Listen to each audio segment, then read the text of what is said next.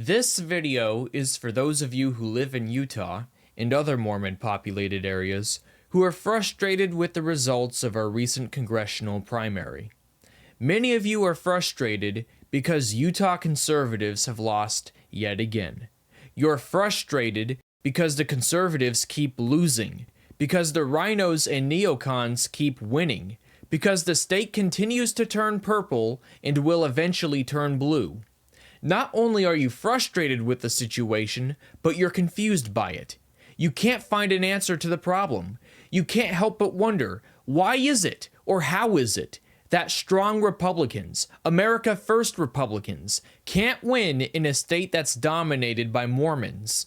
The Mormon religion is, after all, more far-right than anything else the world has ever seen.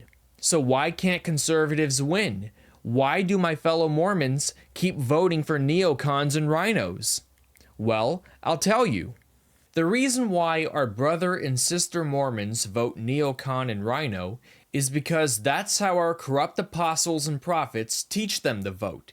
Conservatives can't win in Utah because the fallen prophets, unseers, and treacherators of the Church of Jesus Christ of Latter-day Saints don't want conservatives to win, and they make regular, calculated efforts to sabotage conservatives and ensure that we don't win.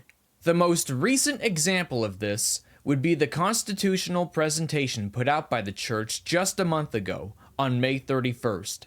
Under the guise of celebrating the 250th anniversary of our Constitution, the fallen prophets told everyone to compromise on contested issues, to seek unity with those who want to destroy us, and to avoid contention at almost any cost.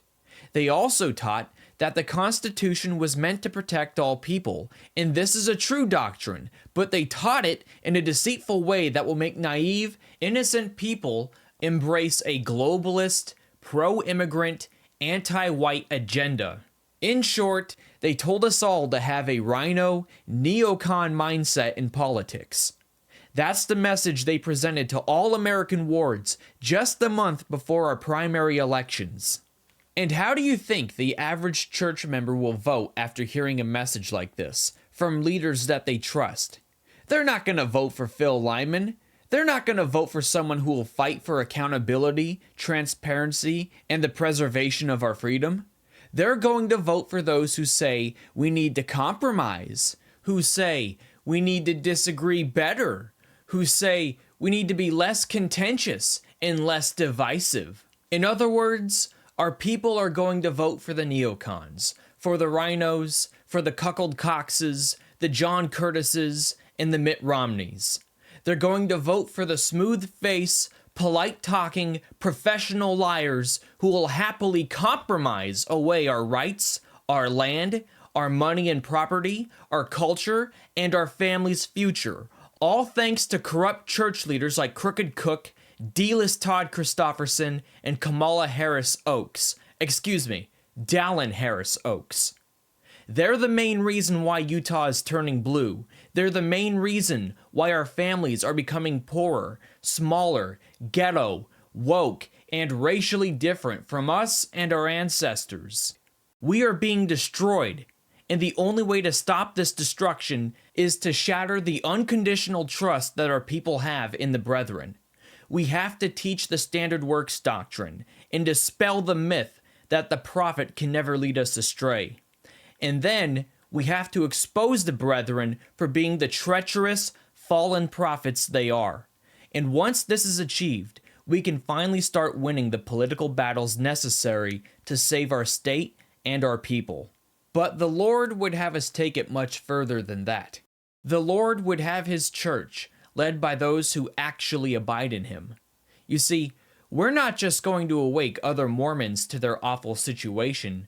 We're going to organize them into a body that will compel the fallen prophets to either repent publicly for the specific sins they've committed against God and his church, or to resign from office and hand over the keys of the kingdom to those of us who are worthy to use them.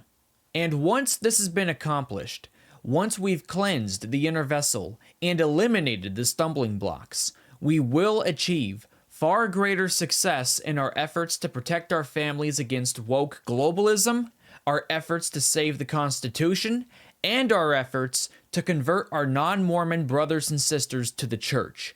We will have a Joseph Smith pioneer level of miracles and conversion rates once again. And if you would like to be part of this amazing effort, then follow my social media accounts and prepare yourself to join the organization we're building.